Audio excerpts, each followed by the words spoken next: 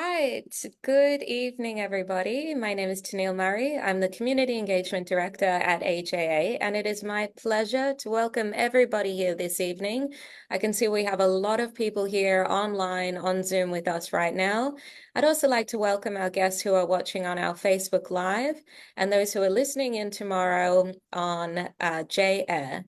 Tonight, it is our pleasure to welcome our special guest, Matthew Sheahan, the CEO of Advance Australia. And our topic tonight is value-based powerful campaigning. It's especially a pleasure to have Matthew here and Advance Australia because David Adler, our wonderful president, Dr. David Adler, is one of the founding board members of Advance Australia. And I know this is a cause that is really close to everybody and a lot of our supporters. If you have any questions in our Q&A, which will follow on later tonight, please raise your hand using the raise hand icon, and we will get to you in the Q&A. So without further ado, thank you very much. Welcome, Matthew. Thank you, Tennille, and thank you, David, for inviting me to speak this evening. Good evening, everyone. So as Tennille said, my name's Matthew Sheahan. I'm Executive Director of Advance.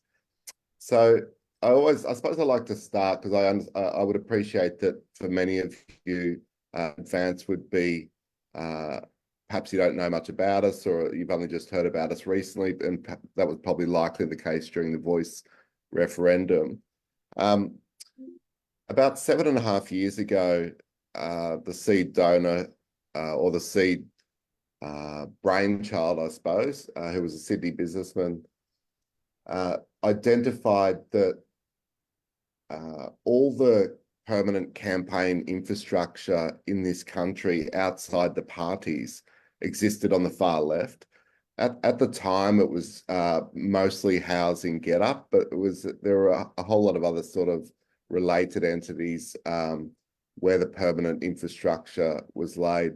And the problem with that was that they were campaigning all year round, in what I would describe as information warfare.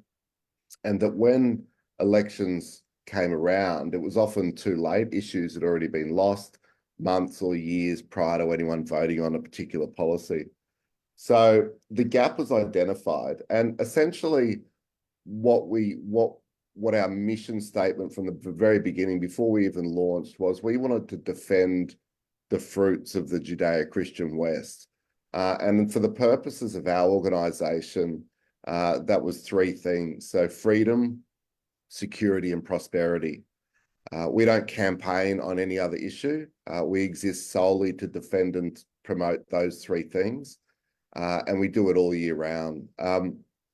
We've now built, we've now 6.5, 7 years later, we've successfully built that campaign infrastructure. We've got 23 permanent staff.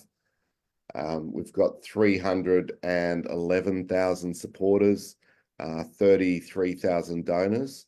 And we are, much of the media would describe us as far right or centre right.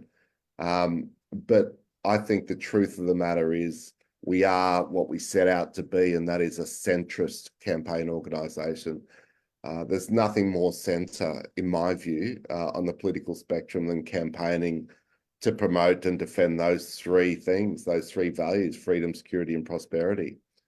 So before we do anything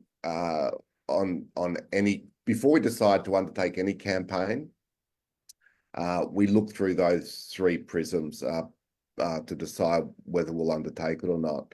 Now, I suppose whether you agree or disagree on the Voice referendum, we took the view that injecting race into the Constitution would affect all three of those verticals. And when we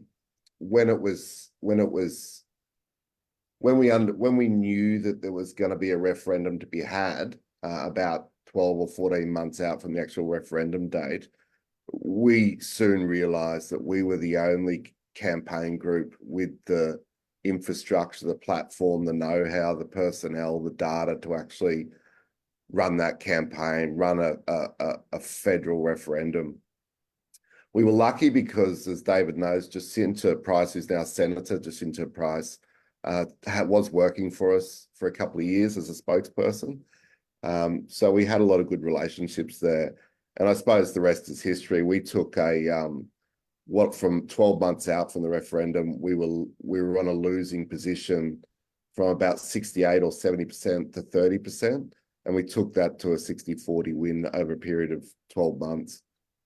I don't want to bore you with all the details as to how we did that, but suffice it to say, if we hadn't have had that, and I'm going to emphasize it, I hope a number of times, if we hadn't have had that, what I describe as permanent campaign infrastructure and that platform from which to launch, there's no way we could have won. So I suppose a good example of I think the Israel Gaza issue at the moment is quite a good example of where an issue pops up, particularly for your community, and people think, well, we've got to do something. We've got to do something politically. We've got to get active. We've got to get engaged. We've got to defend ourselves in the public domain.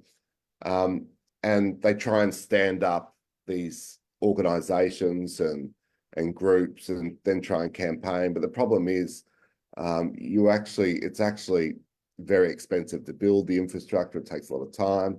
So luckily enough, our campaign infrastructure was obviously ready to go. We're running a Support Israel campaign. It's relatively low key, but I suppose more importantly, over the summer, post Voice, we took the view, I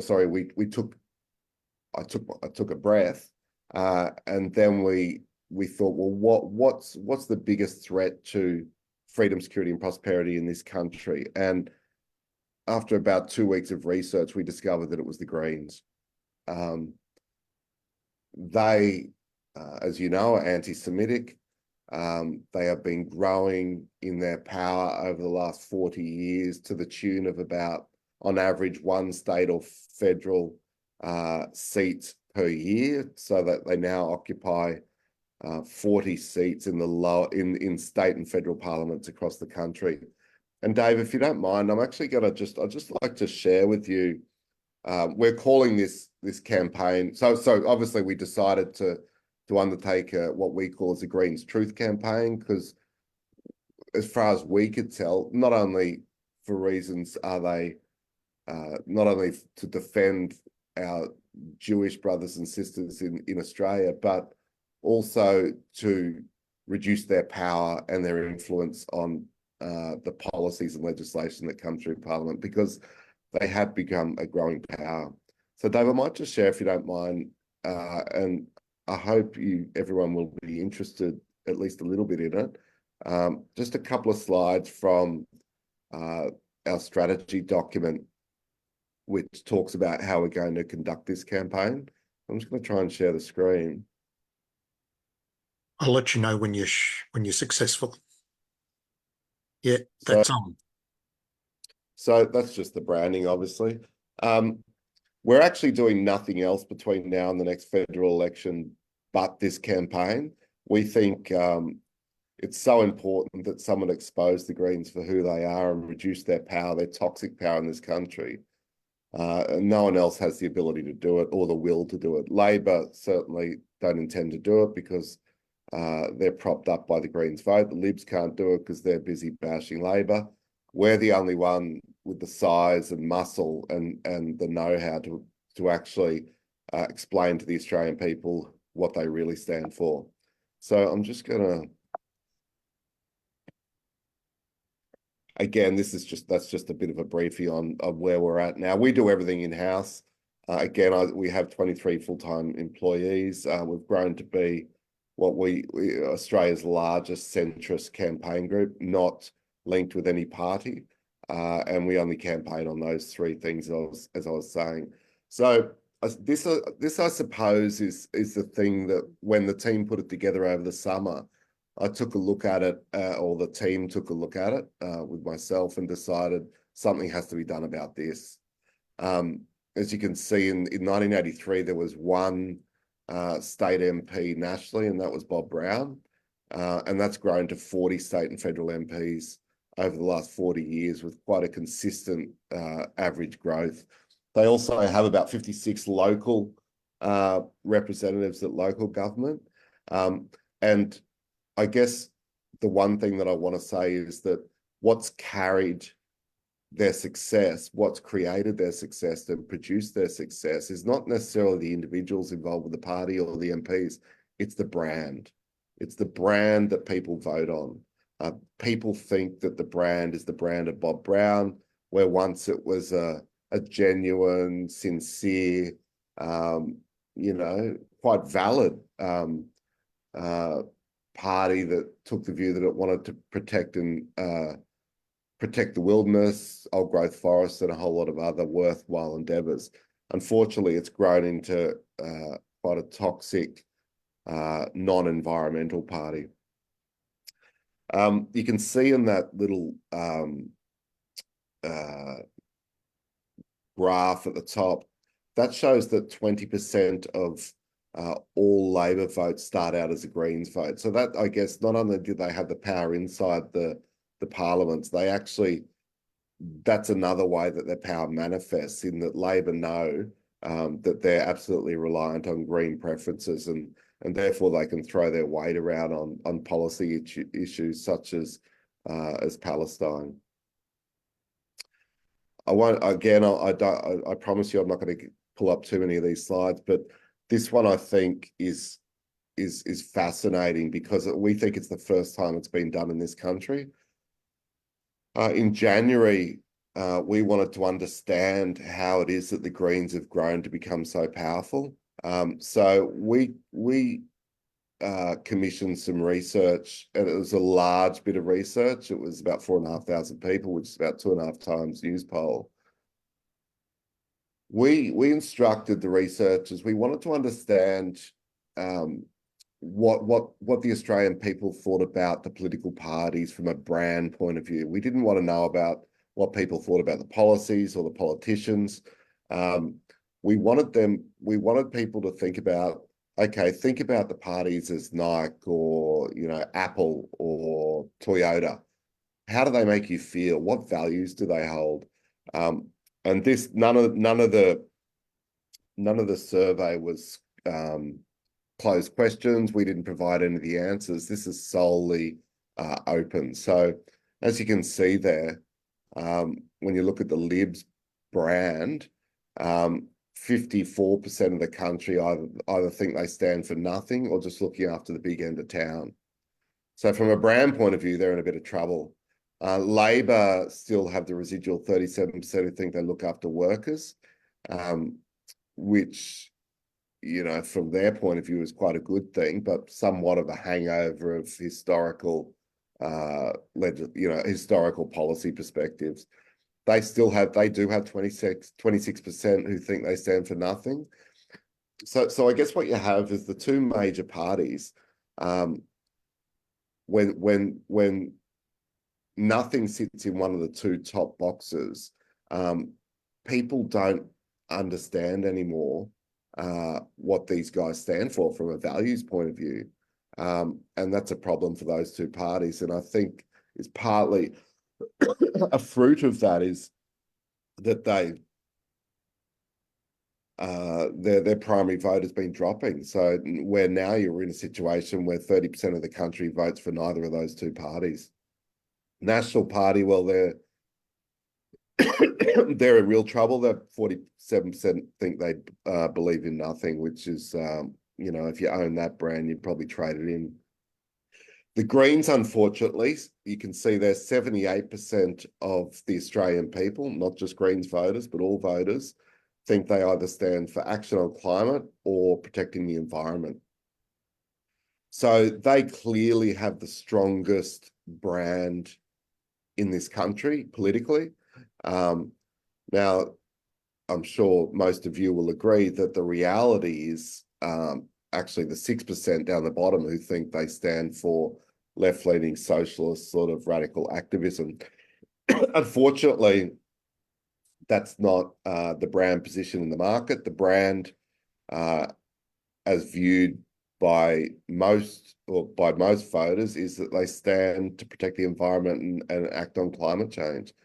So you've got a situation where undecided voters or low information voters, which is a lot of the Australian voting electorate, when they walk into a polling booth, they see Liberal and Labor and they go, well, I don't really know what you stand for. But they see the Greens and they go, well, I know what you guys stand for. That's a clear sort of value proposition, whether we agree with it or not.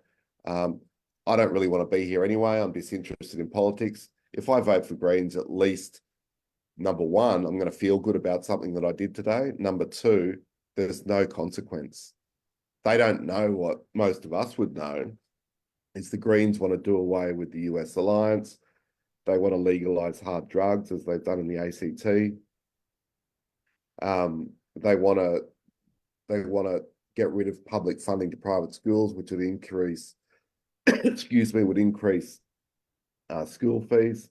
They want to do away with the immigration system and the border system, so that basically open it up to anyone who wants to come in. They don't know any of that. So in their mind, excuse me, I've got a bit of a cough. In their mind, it's a cost-free vote.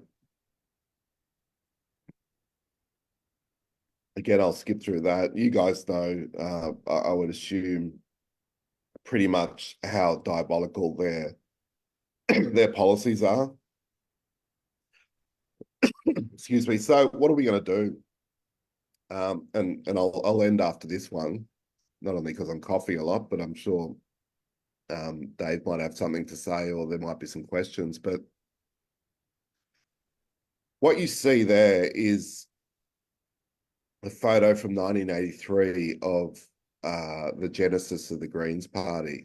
You'll notice a couple of things.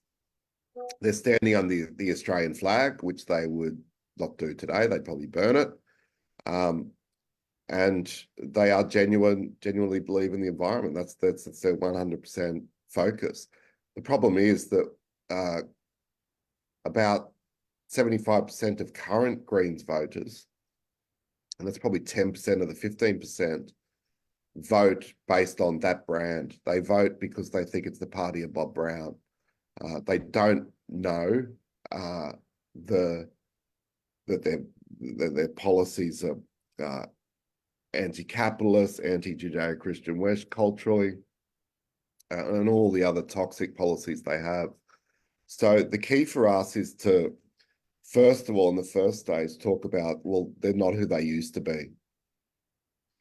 Now, that sounds like a pretty softly message, but the key to campaigning, as far as we're concerned, over a long period of time, is you've got to meet the voters where they are in their thinking.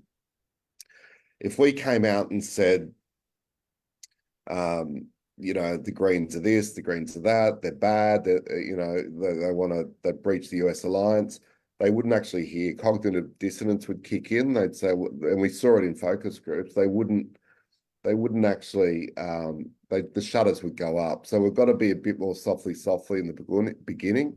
And this is the message that tested the best out of the research. They're not who they used to be. And it's good for a couple of reasons, at least at the theoretical level, because it gives the voter permission to say, well, I haven't changed, they have. And I wasn't stupid for voting for them because I didn't know they weren't who they used to be. So we're going to spend whatever time we have between now and the next election, whether it's 2 months, 3 months, or 9 months, spend all our considerable resources and effort targeting the 10% of the 15% Green vote with that messaging. And that after that messaging, we'll talk about, well, here's what they're really like.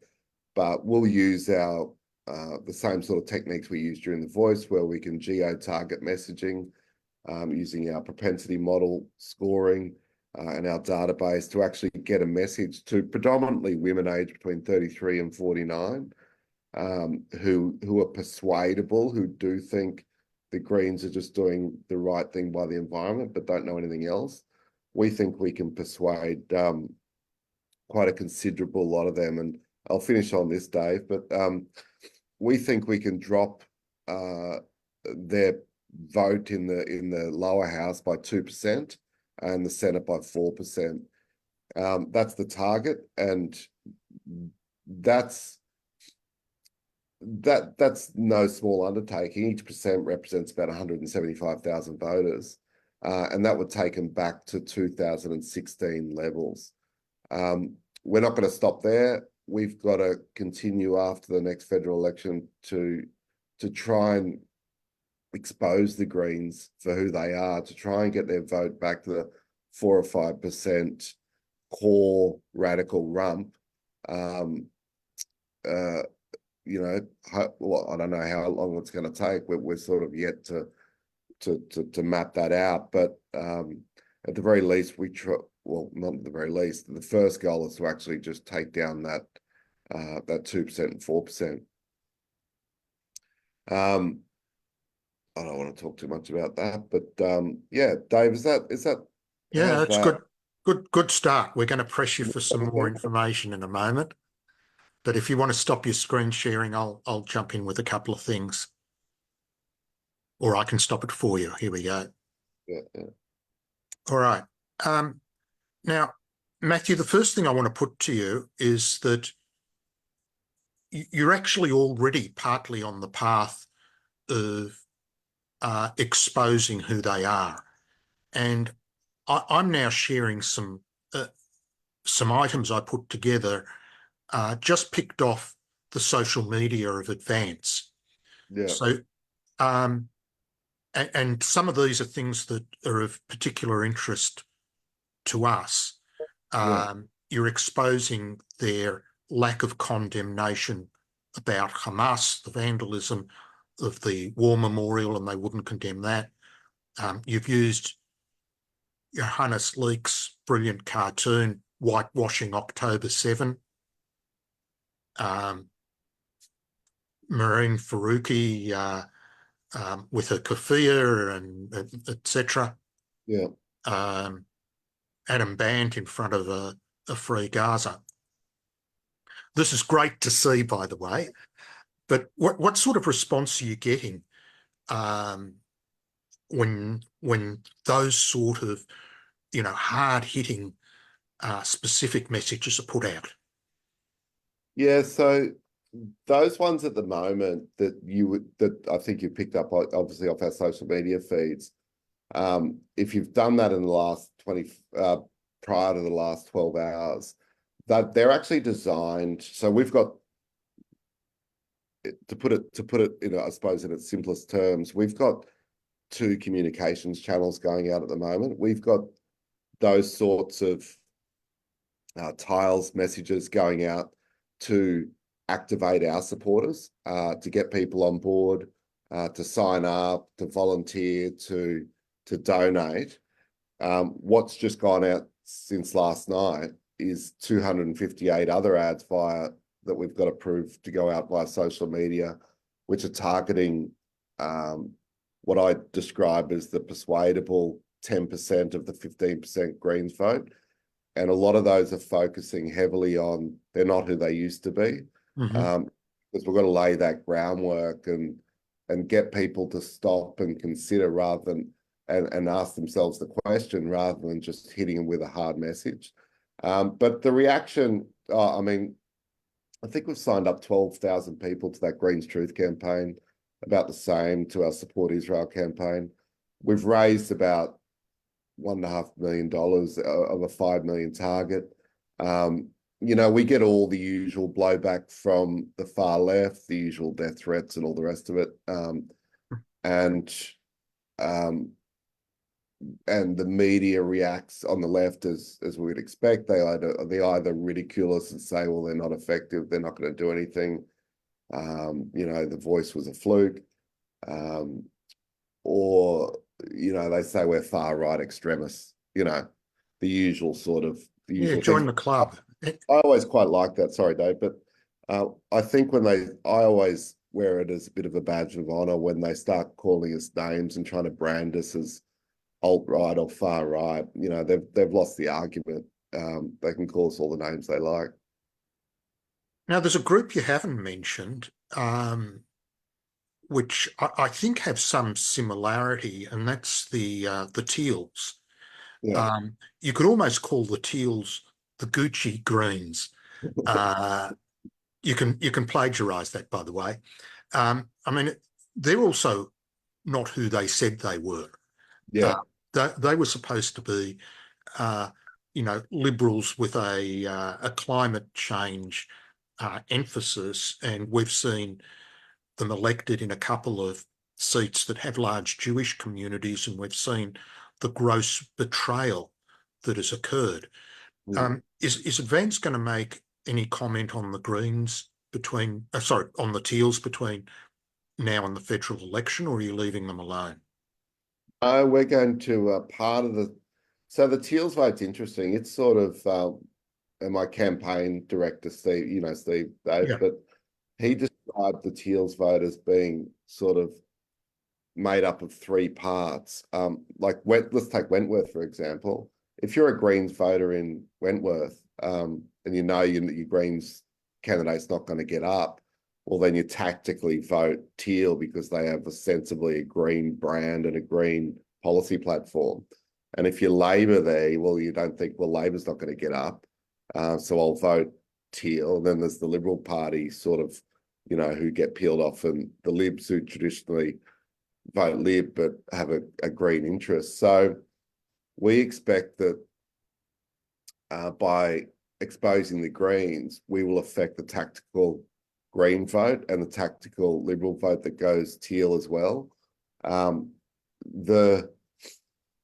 the short answer to your question, are we going to include Teals in the mix as being similar to the Greens and try to expose them? Yes. So one channel of the comms, it's focusing on the Greens, but we're going to include the left wing of the Labor Party and the Teals. Yeah.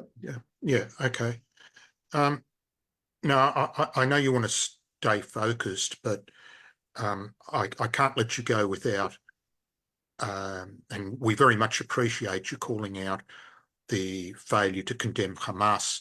And there's actually the little advance campaign in support of Israel that some people, I hope, have noticed. One of the big issues that we're tackling is the dreadful rise in anti-Semitism. And, from the 9th of October, when we had the riots in front of the Opera House and the lack of action by police and politicians, etc., it's been suggested to me that this is really part of a law and order issue, that Conservatives have always done well when they've shown themselves to be stronger on law and order. We see it as a major feature of the Queensland campaign coming up to the Queensland election. So, Matthew, how do you see law and order fitting into the mix? The Greens are obviously anti law and order.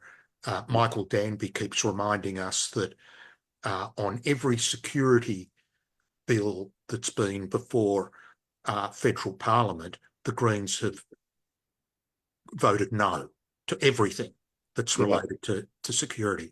So law and order, security, etc., is that an issue? Yeah, so we're currently now. So again, the first phase of the campaign, going up to or exposing the Greens, we'll be talking about they're not who they used to be. But then there's who are they? What are their policies? And it's no good just talking about any of their policies. You got to talk about the ones that affect the Australian people when they're voting. Right. Now, the ones that mums in particular are most concerned about from our research is, and we're testing messaging still, but I mean, you can choose from any host. I mean, there's a plethora of bloody bad policies, right? But we've got to choose the ones that are actually going to affect a vote. And the ones that stand out at the moment are, the legalization of hard drugs, which they're starting to do in the ACT under a Greens Attorney General. That's obviously high on the minds of mums that, you know, affects their decision making, and they're in our target market. National security and law and order feeds into that, obviously. Safety, security, and the school fees one. So, I mean, these mums are very, and we saw it in the focus groups. They're very busy, being torn hither and thither with, you know, having to take the kids here and struggling to pay the mortgage and cost of living crisis. Cost of living is issue number 1, 2, and 3.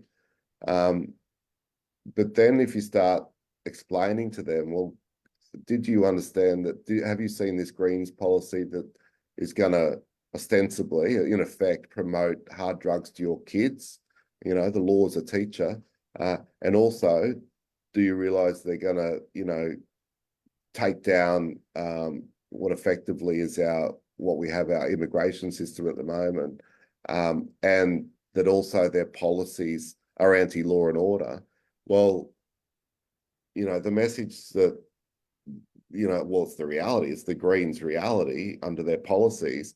My drugs are going to be, again, the law as a teacher, encouraged to take hard drugs, and they're not going to be safe. Well, that moves votes, and it's the truth. The great beauty about this campaign, I mean, we always want to tell the truth, but this is just really at one level, a gigantic expose. Okay. I'll do our 1-minute promotion and then hand back to Tennealle for the open questions. So as we do each week, at the end of the event, if you're not yet supporting AJA, please go to the website, jewishassociation.org.au. Be a supporter, make sure you've signed up to the email list. Next week, we have a really interesting guest, a Maori academic who has done her thesis on Zionism and is basically making the argument that Israel is the example of anti-colonialism. It is, and Zionism is a model for Indigenous people. So that obviously is to explode one of the great myths and false narratives that is around at the moment and give everybody the tools to do that. So Tennealle, back to you for question time. Thank you. And I'll remind everybody that I will be just as tough as David and Rob. No comments, only questions. We'll start with Alan Friedman. I'll ask you to unmute. Thanks, Tennealle. Shane, I've always been surprised as to why the Liberals are so sluggish in declaring their support and standing up for conservative values. And in fact, your slides showed that. And then I heard a Liberal person on the radio saying, look, we do our polling and the young people tell us they're very interested in climate change and social issues. So you can see that they sort of feel painted into a corner about it. And I would have thought that if they stood up loudly for conservative values, it would be almost a no-brainer. They would do really well. How do you see this? Sorry, it's Matthew, but anyway, I just think you may have misheard the name. But yeah, thank you for the question, mate. I think if any party, well, the branding shows it, regardless of where your values sit, if you present a clear value proposition, now whether I disagree with those values or not, people are more likely to vote for you.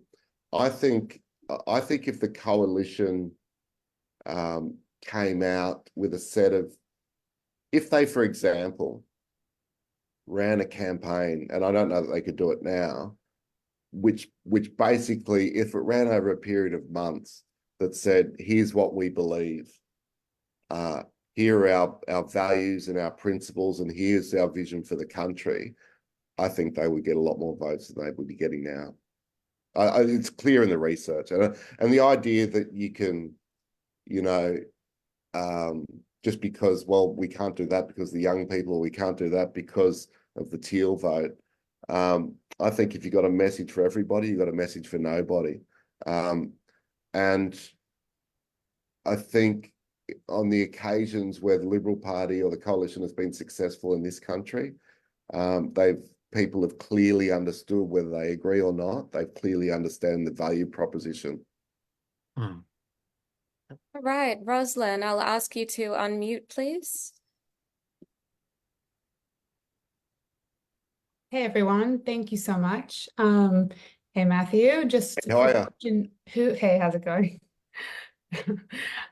Just was wondering who were the cohort that were involved in all the research that you guys did? Who were the sample and how big was the sample? So, well, there's a couple of bits of research. The qualitative sample was 25 individual deep dive interviews. And then I think there was 6 focus groups. The cohort, we deliberately chose women aged between 33 and 49 because on the quant, those are the people. So women are twice as likely to vote green or teal or greens than men. So as of a few weeks ago, 18% of all women in this country intended to vote green. It's only about 8% of males. So, and again, the age brackets between sort of 33 and 59. So that was the group. We only in the qualitative, we only spoke to women in that age bracket who were of a green bent, with, for want of a better phrase. Jeff, would you please unmute? Shalom, Matthew. You mentioned a good few minutes ago that the Greens tend to put up the shutter and refuse to answer questions. Why don't you reverse the process whereby you actually tell them that nothing that they say, nothing that they do makes any sense, nothing that they claim actually works, and everything, when taken to its logical conclusion, fails the test of rationality. So tell them that they can argue anything they like and actually let them pick the issue and enable in this way that they could be decimated by the fact that they can be proven so easily wrong. This might be the ultimate way of getting the public to take note when everything is automatically decimated by you. How about that? Yeah. So thanks for the question. It's a good question.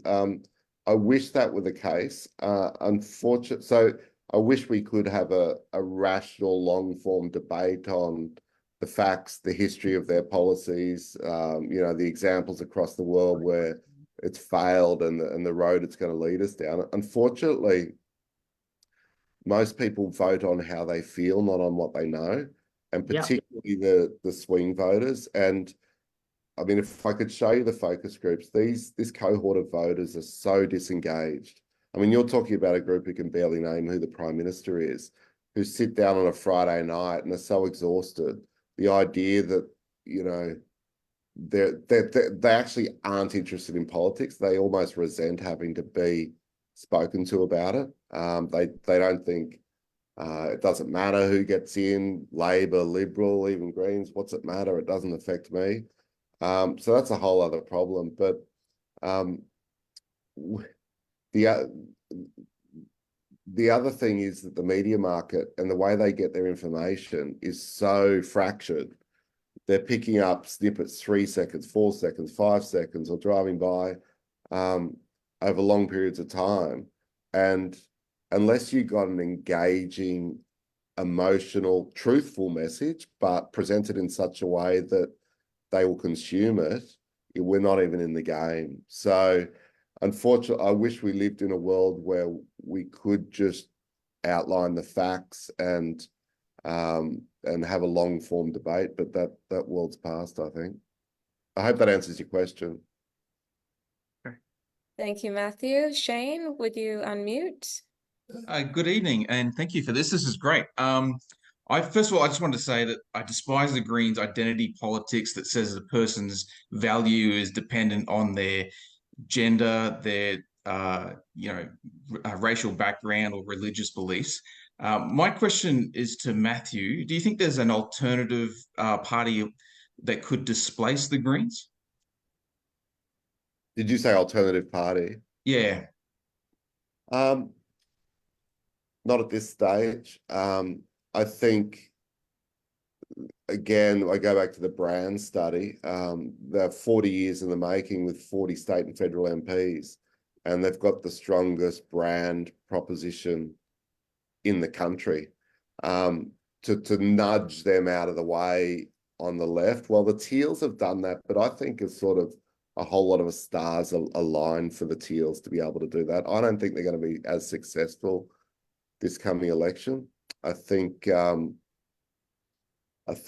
cost of living will hurt them. I think our anti-Greens campaign will hurt them. I think what came out in the focus groups on the Teals is that people were prepared to give them a go because, you know, they knocked on their door, they were personable, they were a woman like me. That was often came back. They spoke to me, they took time to understand my point of view. They're interested in the environment, but I'm going to give them a go. Came out again and again and again. And if they don't deliver, then the brand isn't going to hold up like the Greens brand. It could easily dissipate because they don't have that brand strength. So I think it would be very hard for anyone in the short to medium term to replace the Greens party or shift them out of the way. Once we reduce them, I think what will happen is the vote will revert back to the main parties.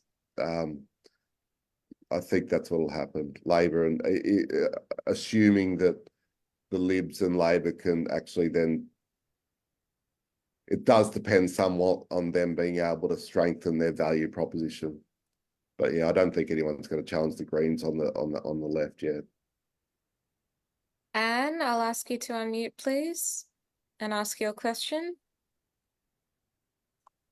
Okay, so my question is, sorry for the video. If the Greens and the Socialist Party are involved with these pro-Hamas protests, which is using money from terrorist group like Hezbollah Tahrir, I think, and I put the link to a 60-minute documentary here.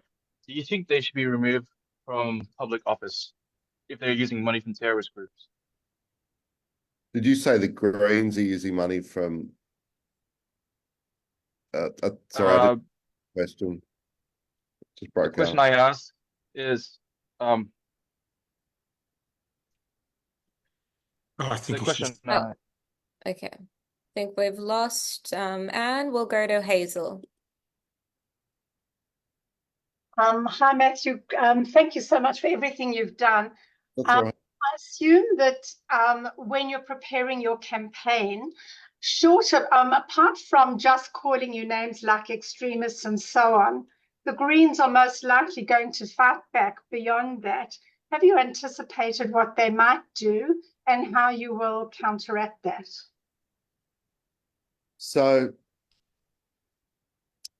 I think, well, the first thing they did was march out. I think it was Christine Milne, who's a former Green MP, to say, you know, Advance Australia is just a right-wing group that represents the interests of the coal lobby or Gina Reinhardt or whoever. Now, that's all not true, obviously. So I think they did what we expected them to do, which was to bite back straight away. What we don't want to, I think, and I've got to be careful what I say because I know this is going public on Facebook, but I don't want to sort of show all of our hand. But if we get stuck in a conversation about are the Greens policies toxic or not, or are they bad for the country, or are they who they say they are, that's good for us. If we get stuck in a message box of debating about whether climate change is real or defending the wilderness is good, then that's not helpful for us. I think they'll do what the Yes campaign in the Voice referendum did, which is they won't be able to help themselves and they'll just attack us. They won't try and fight on the argument, the merits of the argument. They'll just attack me or Sandra or our brand. And we're ready for it. We're used to it. Really, it won't matter because our target market is so small. We're targeting 1 million people, and they can't stop us getting a message to those people. There's nothing. I mean, truth is on our side. That's powerful. But there's if we're going to spend money and deliver and get a message to a mum who's 35 in Adelaide who's thinking about voting Greens at the next election, and we can get a message to her 16 times between now and the next election, that's the sort of number that'll change her mind. There's absolutely nothing they can do about it. Thank you. Terry, if you'd like to unmute, please. Good evening. I recently went to a meeting at our local synagogue with our federal member, Paul Fletcher, who was talking about the rise in anti-Semitism. And he was bemoaning the Greens in particular. And I asked him the question, and I ask it to you as well. Would it not be a good idea to urge voters and also maybe pressure the Liberal Party to put the Greens last in every election? Yeah, well, mate, I wish they would do that. So we don't have any formal links with the Liberal Party. We know people there, but as we do some people in the Labor Party. But yeah, ideally you'd want Labor and Liberal putting the Greens last. And from a personal point of view, actually, no, not from a personal point of view, from a professional point of view, in terms of defending freedom, security, and prosperity in this country, I would rather a Labor government that could govern by themselves, rather than a Labor Greens government where the Greens are going to drag them round by the nose. So, I mean, I hope, as I understand it, the internal party politics, both in Labor and Liberal, as to how they preference, I think, is quite fraught. But I mean, we don't have much influence there. Ultimately, it's up to them. But I'd hope, for the sake of the country, they'd both put them last. Yeah. Eileen, would you like to unmute, please? Oh. Eileen, just unmute again. Here you are. Is that right? Yeah, you're okay now. Okay, thank you. So what is Advance's position on the fact that typically the Conservative parties have been seen as lacking human rights strength, and therefore the current links with Greens and LGBTQIA communities and things like that are become extremely anti-Semitic? And I don't understand why, but it would appear that the virtue signalling is saying the others lack supporting our human rights. And I understand why they're asking that, but at the same time, it seems like they've moved to an extreme. So, and it's pushing a lot of people away. Sorry, Elaine, do you mean the Greens have moved to the extreme? Elaine, you're still there? So basically, I'm just mentioning the human rights connection with the LGBTQIA communities and anti-Semitism, and how they seem to have value linked themselves under human rights in a virtue signaling way that has now become extremely anti-Semitic, and what Advance's position may be on that. Yeah, because it's concerning. Yeah, we don't have policy positions or positions generally like that. I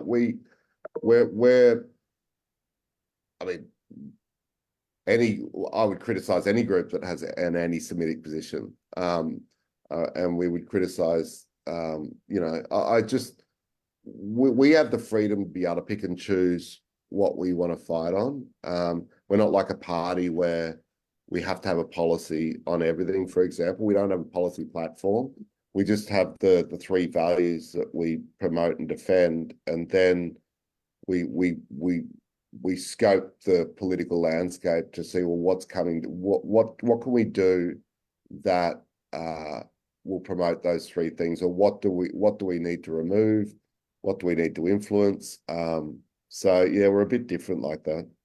Sorry, I hope that answers your question. Thank you. We'll go to Shane now, please, if you'd like to unmute. There we go.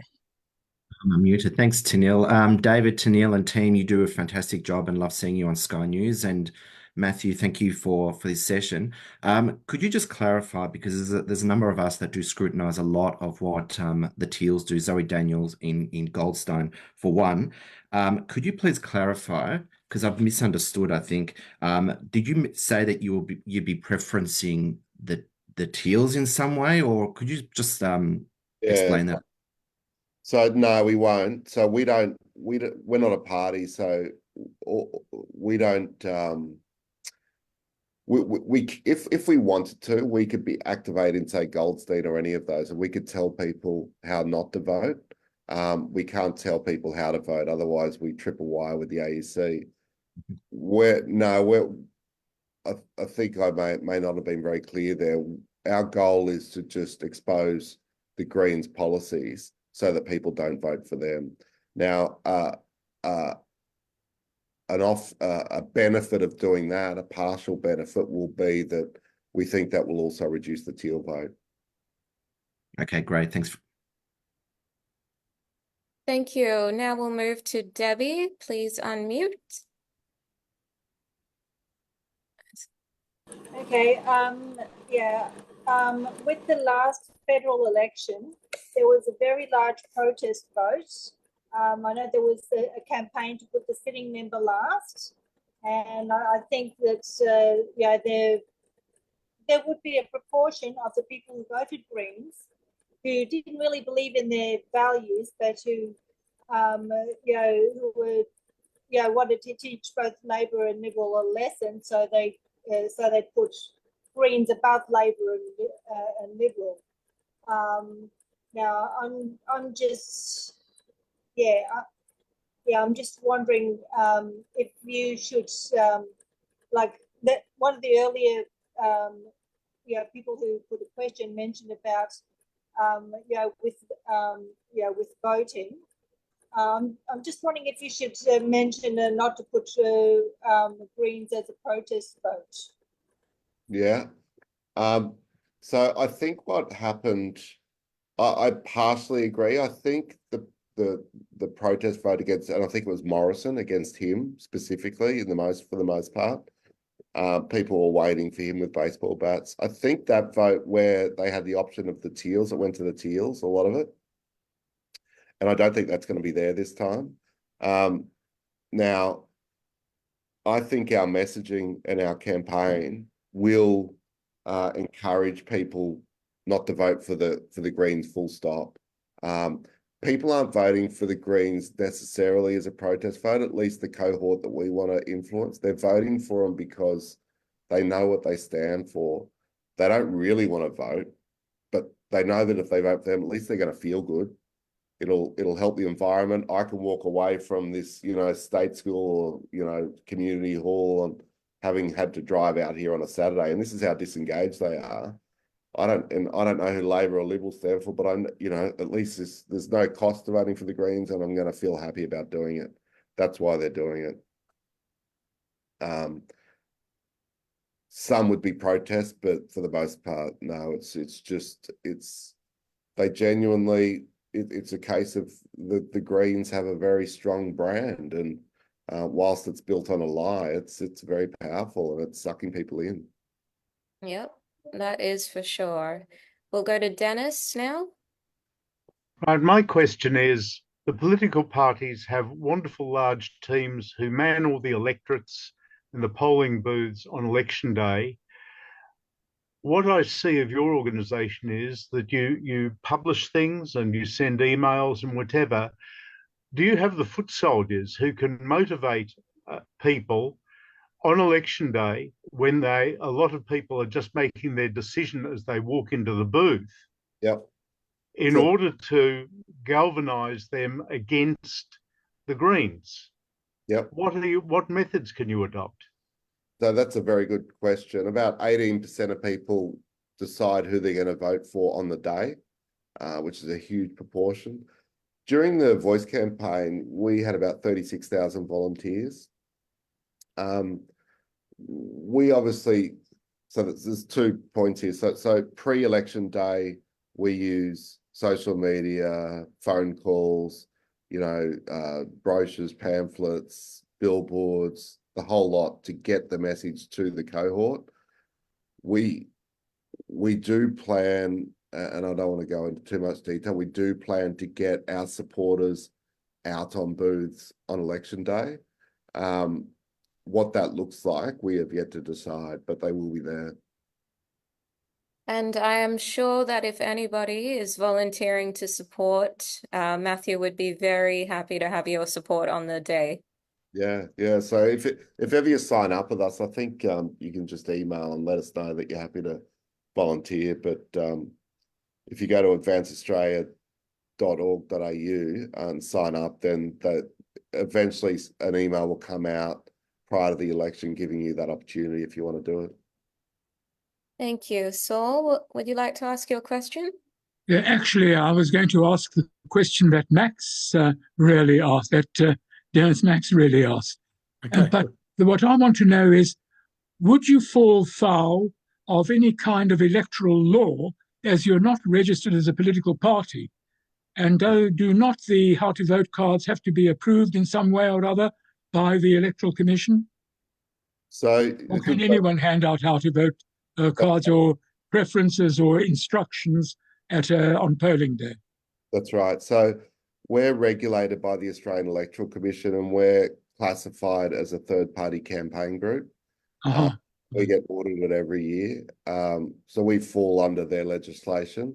We can put people on polling booths, and we can tell people, we can do awareness raising, and we can tell people who not to vote for. We just can't, as political parties can, tell people who to vote for that candidate or another candidate.